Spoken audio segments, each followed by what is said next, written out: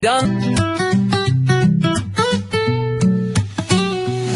If education is the key to employability, then TVET is the master key. From carpentry to ICT, we build the future bold and free. We rise with pride, with skills so true. Kenya's hope is me and you. We take this opportunity to greet you all, listeners. And from Rockhill Show, this is what we have in store for today. We are discussing the implementation of CBET Modular Curriculum in TVET subsector, and these guidelines were released on May 2025. Introduction. The Competency-Based Education and Training CBET Modular Curriculum enables trainees to acquire competencies in stages, allowing for multiple entry and exit points, and ultimately provide access to lifelong learning opportunities that respond to the dynamic needs of the labor market. In order to ensure that this flexible, trainee-centered, and industry-responsive approach is delivered consistently and to a high standard across the TVET subsector, it is necessary to develop comprehensive guidelines. These guidelines will standardize and enhance CBET implementation nationwide, aligning with the key national development, legal and regulatory frameworks, including Kenya Vision 2030, the Kenya National Qualifications Framework, and the TVET Act, thereby reinforcing the government's commitment to building a comprehensive workforce equipped with the relevant skills to meet labor market demands. Based on this alignment and the need for quality assurance, these guidelines have been developed to guide and support the effective rollout of CBET modular curriculum throughout the country. Application. The CBET curriculum implementation guideline is applicable to training in all TVET areas. They are intended for use by curriculum development and examination bodies, as well as formal training institutions and other approved or accredited training providers. Purpose. The purpose of the guidelines is to lay general principles and will provide appropriate guidance in order to harmonize the implementation of CBET modular curriculum for TVET programs. Structure of the CBET modular curriculum. The curriculum for TVET programs is organized in a modular, competency-based structure to allow for progressive advancement through clearly defined qualification levels as per the Kenya National Qualifications Framework. Progression requirements. Trainees can progress to the next level by successfully completing the current level in full, including all mandatory industry training. Trainees who do not meet the entry requirements for the next level must fully complete current level, including all mandatory industry training, before they can progress. Trainer qualifications and requirements. The trainer qualifications and requirements shall be guided by the Trainers Qualifications Framework by the TVET Authority, technical and vocational colleges and vocational training centers. Non-qualification awarding technical institutions will be required to adopt CBET modular curricula for TVET CDAC. 5. Training delivery modalities. Training shall be delivered in a modular format with multiple entry and exit. All trainees, regardless of their entry behavior, must begin at Module 1. 5.1. Planning CBET training. 5.11. Training documents. Trainers shall use the following documents to guide the delivery of content to the trainees. Number 1. National Occupational Standards and CBET modular curricula. Number 2, learning guides. Number 3, training plans. Number 4, performance criteria, weighting tools. Number 5, assessment requirements. Number 6, learning plans. Number 7, session plans. 5.12, timetabling. TVET institutions shall prepare detailed and flexible timetables that allocate sufficient time for both theoretical instruction and hands-on practical activities to accommodate individual trainee needs. 5.2. Training delivery. The trainer shall apply trainee-centered methodologies incorporating active learning techniques to accommodate diverse learner needs and capabilities. 6. Training facilities and resources.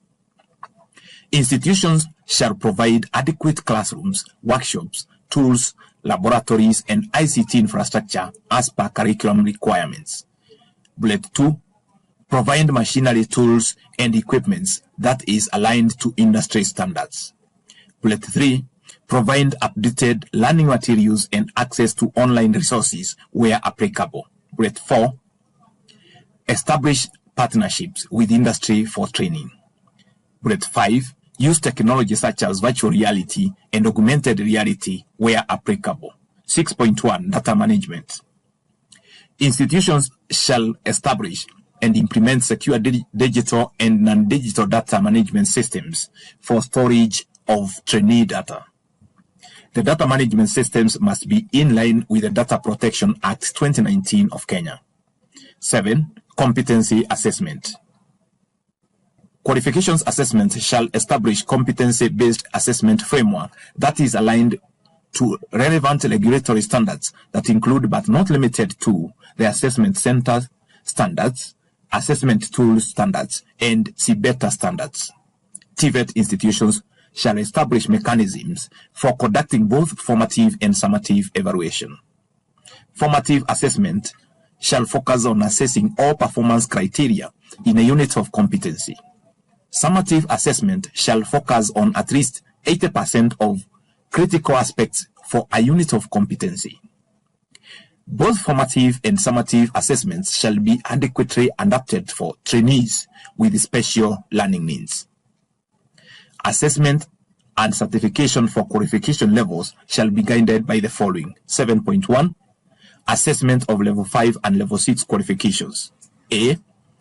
An individual enrolled in this course shall be assessed for competence through formative and summative assessments. B. During formative assessment, all performance criteria shall be assessed based on performance criteria, weighting, and assessment requirements. C. The number of formative assessments shall minimally be equal to the number of elements in a unit of competency. D. During summative assessment, basic and common units may be integrated in the core units or assessed as discrete units. E. Summative practical assessments shall be administered continuously to candidates from the start of each academic term, ensuring efficient resource use and administration of valid, credible assessments within the designated module timeframes, that is 3 months. F. Theoretical and practical weighting for each unit of learning shall be as follows. 1 in Roman, 10 to 90 for the units in modules aligned to Kenya National Qualifications Framework Level 3 and 4.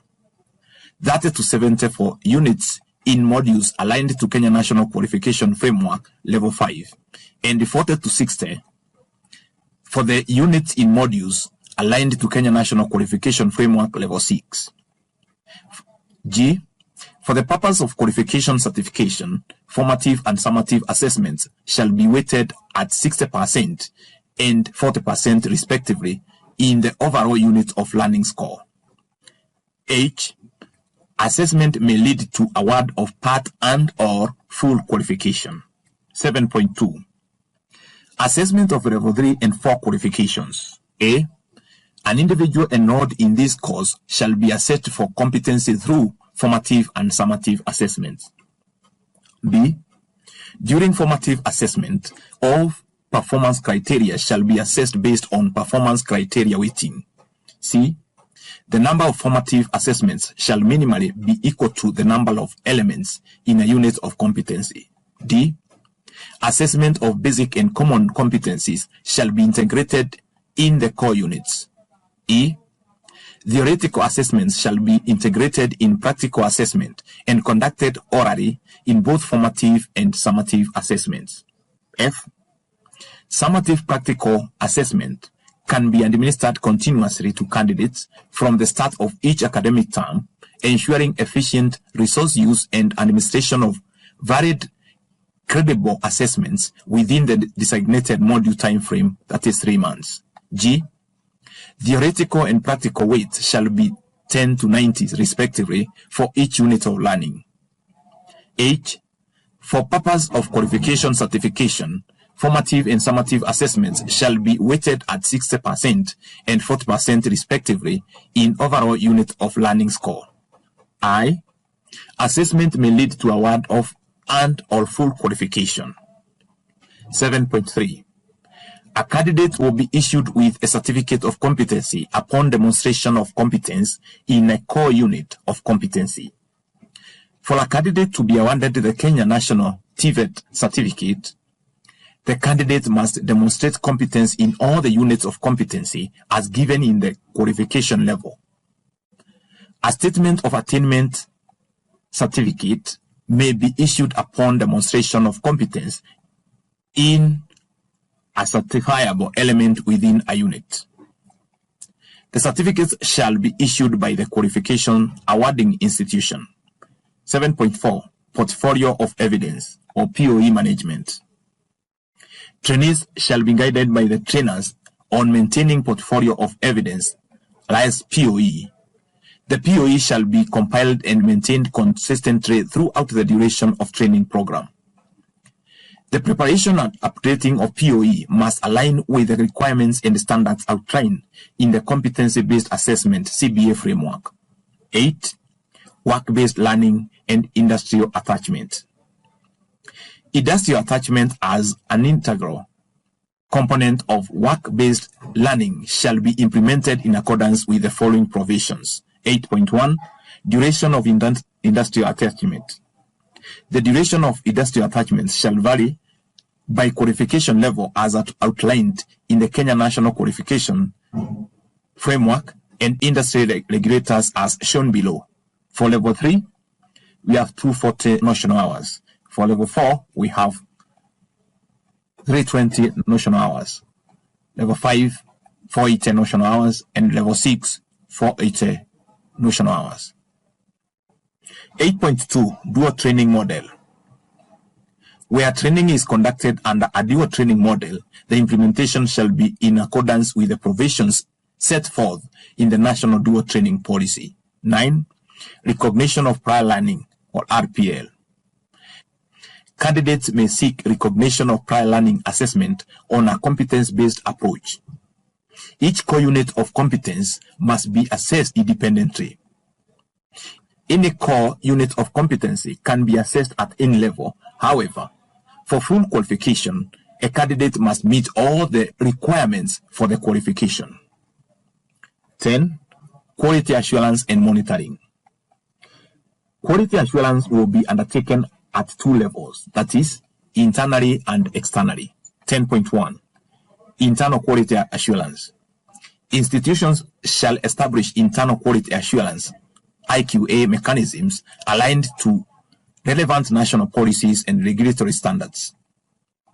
Institutions shall monitor the progress in curriculum implementation and identify areas of improvement.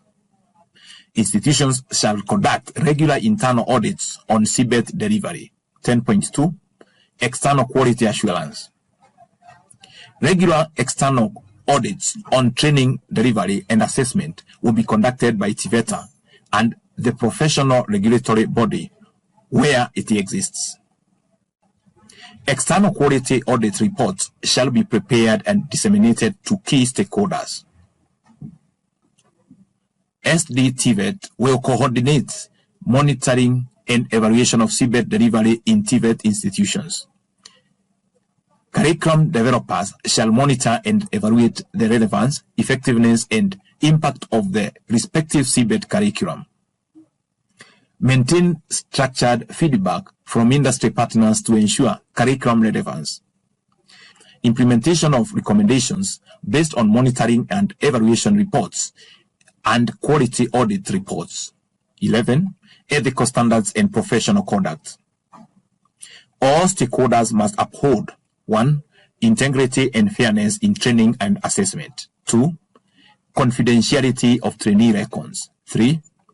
Professional behavior in all curriculum delivery and evaluation processes. 12. Inclusive and special needs provision. Training environments must 1. Provide physical accessibility. 2. Adapt learning materials for various disabilities. 3. Foster an inclusive learning culture. And 4. Adapt assessment to suit trainees with special needs. Thank you so much for listening to Frockel Show. That is a complete summary of the guidelines or the Kenya National Guidelines on Modularized Curriculum in TVET subsector. Thank you so much. Continue viewing our channel, like and comment about our videos. We value you, and we are saying with Frockel Show, the sky can only be the limit. Thank you so much.